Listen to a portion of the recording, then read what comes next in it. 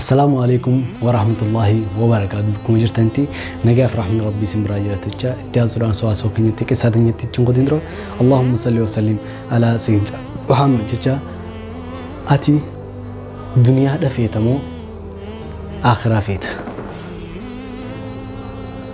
يو الدنيا فيت جراتي دنديسي وربي سيفكو دي ملي وان برويو هنقم فيت دلقا هنقم فيت jiraachuu dandeessa hangam feetii ulfaatte waan rabbiin si godhe malee fudhachuu dandeessu giyyoo akhiraa jaalatti rabbiin subhaanahu wa ta'ala duniyaan akka ifisi barbaaddu godha duniyaan akka ifisi jala deemtu godha tanaafuu duniyaa harkachuuf dura akhiraa kee jabeeffadhu.